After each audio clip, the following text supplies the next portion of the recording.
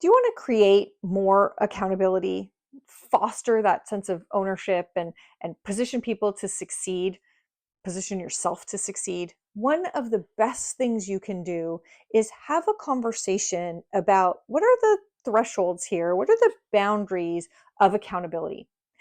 It's really interesting when we use words like, I'd like you to be accountable, when we use adjectives, we walk away from a conversation like that with each of us having a very different picture in our mind of what accountable looks like.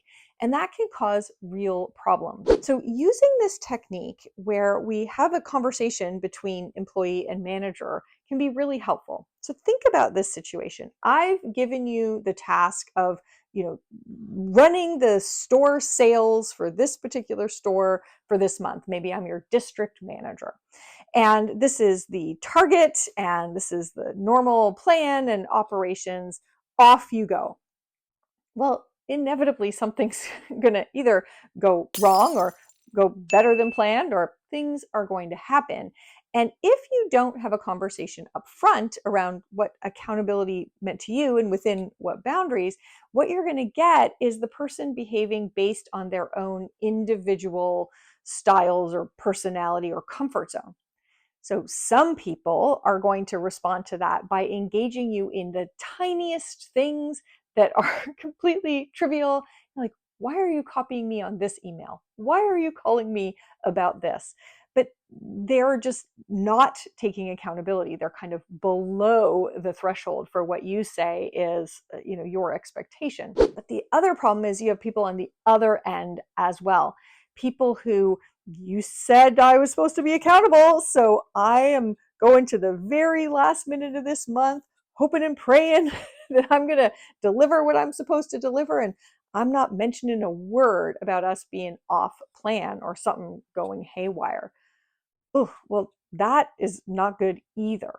So what we need to do is define, what does good look like? Define the thresholds of what we mean when we say accountability. So you may say, look, if there are personnel issues, if you have turnover, if your store sales in a given day or week are within 10% of where we expect them to be, you course correct. If you need to make investments in things and they're within your budget and you can trade off, keep going. But if you, for example, have some kind of harassment claim that comes in from somebody in your staff, if you have a local reporter putting something negative or bad publicity on social media, well, that's where it's really important that you engage me, escalate that. When you have those conversations up front, then everyone is so much more clear on what accountability looks like. It is this, it's not this, and it's also not this.